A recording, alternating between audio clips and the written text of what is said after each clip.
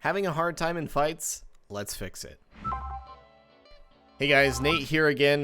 Today we are going to be talking about a universal issue that all new Tarkov players come across, which is how do you win more PvP fights? So there's a bunch of different key items and kind of focus areas that come together that can increase your chances of winning a fight. But before we can get into the meat and potatoes, let's talk about something that doesn't really involve skill, which is your confidence. Tarkov is a game that really rewards knowledge and confidence versus skill. Obviously, you do have to have some skill to win fights, but acting with intent and moving to positions with confidence that give you an edge up is going to help you tremendously. If you find yourself stuck in a lot of positions where you don't really feel comfortable moving and you're holding angles and you're constantly dying, the best thing that you can do is get into an offline raid, crank up the scavs to high, set them to easy, and just start playing in areas that you're normally nervous about or that you're having problems with. There's also sort of an unwritten mechanic in the game that gets talked a lot about in a negative light, which is De-Synch, or sometimes people call Peeker's advantage. This is something that isn't really controlled in any sense. It's not like an object or an item that you use in-game, but you can use this to your advantage to play more confidently. Essentially, De-Synch is when the player may experience latent actions on their end if their connection to the server is poor. In other words, if you have a great connection, you can swing a corner and that action will be delayed for the person that you are fighting. It can be frustrating from the opposite perspective because you very well may die and you might not even see the person that's entirely around the corner. This is why it's vital that you select your servers as opposed to having Tarkov auto-select your servers, so that way you know you're getting the lowest ping possible so that you don't experience any desync in your games. If you don't know how to select your server, open up the Tarkov launcher and at the very bottom should be change server. Once you open up change server, at the very top there should be a ping text, and if you click on that, it'll categorize it by the lowest ping and select one or two servers, that are closest to you that have the lowest ping. Now, everybody's server is going to be a little bit different depending on where you live at in the world. So don't expect you and your buddy to have the same exact servers if you live, super far away from each other. It's also very hard to play confidently when you don't know the area or map. A great example is the 2-story and 3-story dorms location on customs. There are a lot of quests that occur in both these buildings, and you need to know where you have to run in order to get out of a sticky situation or to just reposition to get around the enemy. This is a perfect transition to talk about the next point, which is learning to move around when you're in a fight. I see plenty of new players that will re-peek the same angle and get upset about how they knew that they were there. Pro tip, it's because you didn't move.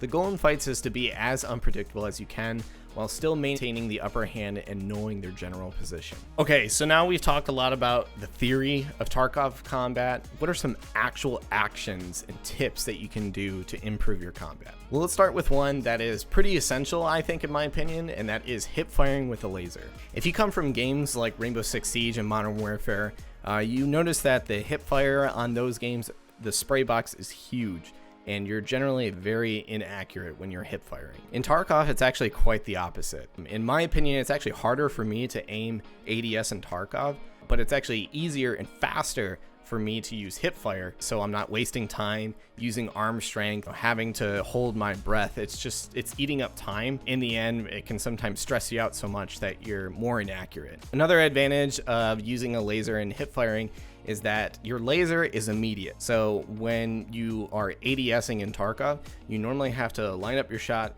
you have to hold your breath, you have to make sure the condition of your gun is good, that you have the arm strength for it. So there's a lot of these extra variables that come into ADSing, whereas when you hip fire, it's just turn on the laser and hold down left click. So to give you guys an example of what I'm talking about, I sat down in an offline raid with my buddy Bars, and we basically compared the two of spraying with a laser versus spraying without a laser to see how much more accurate you are with a laser. The nice thing about Tarkov 2 is that they offer up plenty of different laser options. So you have some lasers that come in different colors, some that are a little easier to see, some that are harder to see, and you even come across some lasers that are IR. So they'll give you the extra bonus of being more accurate with the spray, but people can't see them unless you have night vision goggles. So if you tick on those night vision goggles, you'll be able to see a laser with your naked eye, you aren't going to be able to see anything. Dump the mag on the left, baby.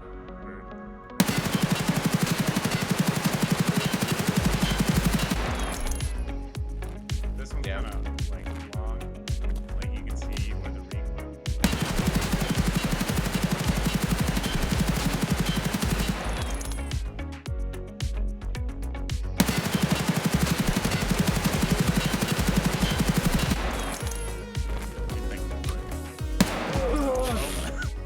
So as you can tell, using a laser is a lot more accurate, but it's also less confusing and faster to operate.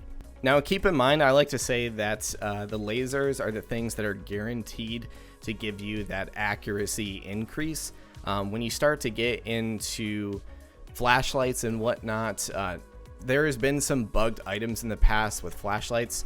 So if you're really worried about getting, that increased accuracy bonus, make sure you have something that is a visible laser, and that's guaranteed to give you that accuracy bonus. Something also important to note too is that the accuracy of how fast it is to hip fire versus ADSing is super important, because when, games like this where, De-Synch and other ping issues, server issues can be a problem, you basically have to react the fastest in order to win a majority of your fights. A really easy thing to do is just go into factory offline, kick on your laser, and start just training your hand to start aiming at the hip fire versus ADSing. I know in every other game they always teach you to ADS, but Tarkov is not entirely like all the other games. So getting comfortable with your hip fire, I say, is a huge vital part of winning your fights. Once you get really comfortable with your laser, the distance at what you use a laser increases as well. So at first you might only feel comfortable using it maybe 10 meters, 20 meters, but eventually you get to the point where 35 plus meters and you're slaying through PMCs. The next tip I'd say is pretty critical is understanding where to aim. In most games, they actually teach you to aim for center mass, and if you're skilled enough, they'll actually teach you to aim for the head. Tarkov works a little bit differently in that sense, that having high enough armor and helmets can actually deflect and block certain bullets. To get a better idea and sense of this, check out this clip, this experiment that we did with bars. We basically used 9mm RIP ammo, which is super high flesh damage and really low penetration, and we had them shoot in the legs versus a level 6 armor right in the thorax.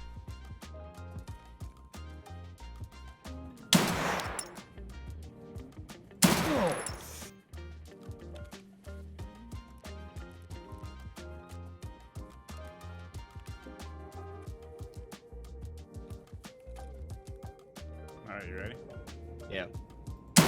All right, stop. Holy fuck, bro. As you can see, the damage to the body is an insane difference, but why does this exactly happen? Bullets operate a little bit differently in this game compared to your Call of Duty or Battlefield. So every bullet that you fire will have a penetration value as well as a straight damage value. Every time you shoot somebody, the math of comparing the bullet and armor goes into effect. There are bullets that do great penetration, and it does not matter where you shoot them, you are going to do damage. But there are also bullets that have a little to no penetration and won't damage the player unless you shoot them in an area without armor, like the arms or the legs. A majority of the players in this game refer to this way of thinking as leg meta. So let's say you're really down bad in Tarkov and all you have is really cheap bullets. Well, you can check their penetration and damage values at the Tarkov ballistics chart here that I'm going to link in the description. And here you can compare the ammo and see what penetrates what armor, and you can determine as a player about where you're going to aim in your next raid. So an example would be, let's say you're really down bad with money, all you have is really cheap bullets. Let's just say we're going to use the 545 HP bullet. If you look at the Tarkov ballistics chart, the HP bullet only pens through the first 2 levels of armor. So if you have level 3, 4, 5, or 6, it's not even going to penetrate that armor. But if you compare the damage compared to something like BS or Golnik, you can see that the damage value is a lot higher. Therefore, if you're aiming at the legs or the arms and some Giga Chad comes out at you, you can still compete with them, you can still do damage, you just need to know where to aim. Now, ammo that penetrates hard is actually very difficult to come across as of recently. I made a video on the different ammos that have been removed from the flea market last weekend.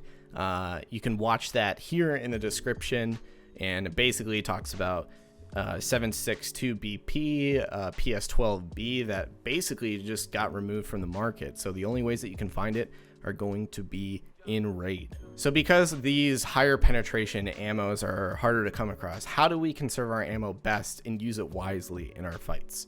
Well, most folks will load up a bunch of different magazines and take in 5 to 6 mags if they know that they are prepping for a very aggressive heavy PvP raid. The downside to this though is that if you don't use any of those magazines, you lose the ammo that's in it if you end up dying.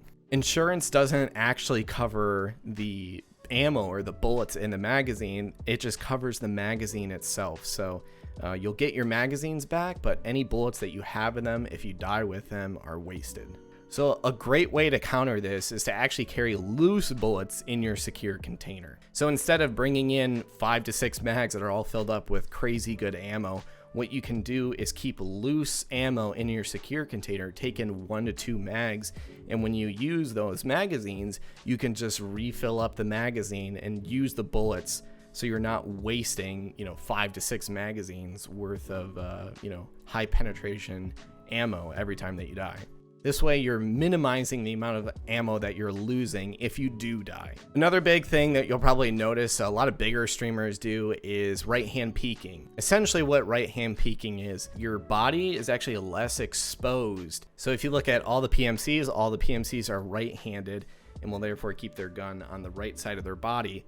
And so when they right hand peek, the opposite part of their body isn't going to be exposed. So if you left hand peek, you gotta go across your body, whereas if you go right hand peek, only this little bit of your shoulder is actually going to be exposed. So what you'll typically do in raids is that you'll try to run and sprint into positions where you have the right hand peek. A safe guess is that if you are going to peek left-handed, that more of your body is going to be exposed and therefore giving your enemy an advantage. A really great way to practice this is actually doing it in the dorms area on customs. It's a very tight hallways, and sometimes you'll be unlucky and be pushed into one of the side rooms and just sprinting across that hallway, so that way you're not keeping your body exposed and also giving yourself the right hand peeker's advantage. Check out this clip with me and Bars where we kind of show it visually. You can tell that from a right hand peeker that less of their body is being exposed, but they're actually able to see more of somebody if they're peeking from the left side. So you always want to sprint and go into positions where you're only peeking right as opposed to peeking left. A little extra bonus tip to any of you guys that are solo players as well is I see tons of folks that are sprinting or just going full blast in maps like woods or shoreline. And the best advice I can give to solo players is to just slow down a little bit. And I don't mean slow down in fights. Obviously, once you get into a fight, it's game on. You can move as fast as you want, and you should, so you can reposition around your enemy quicker. But what I mean by being slow is that most of the time when you're sprinting, you're making a lot of noise, and generally you don't really understand how much noise that you make. But especially with this audio change in the 0.13 update, you make way more noise, and it's very much harder to sneak around players. So what you can do is just by slowing down and not sprinting as much and just being aware of the sounds around you, you're most likely going to hear other players sprinting near you before they even come close to you. A huge skill that's very involved in this is the perception skill. If you look at on your character, the perception skill actually increases the range at what you hear. So the more that you work up that skill, the further away that you can hear people. So in my experience, the moment that you get a lock on somebody's audio cue, you just stay still, get into an area where they can't see you, and once they run right past you, you can take a clear shot at them without them even noticing that you're there. Here's a few clips of some kills that I've gotten the same exact way running at night on woods the first day of the wipe.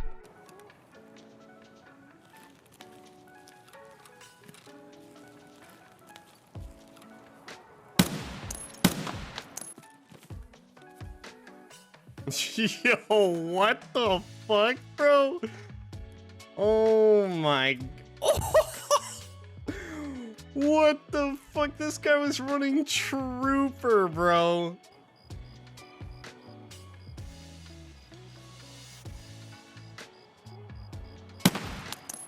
I just dropped somebody, dude.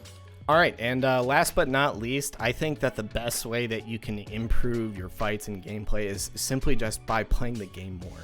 I think a lot of newer players, you know, see these bigger streamers and think that PvP is going to be cake, but there's a lot of thought and there's a lot of process that goes into this. I think that you shouldn't really compare yourself to other big streamers and other big gamers that you see playing Tarkov, but just be confident in your own ability and be confident in the information that you have here today. Practice a little bit every single day, and in no time you should be able to go through and be confident in any fight that you take.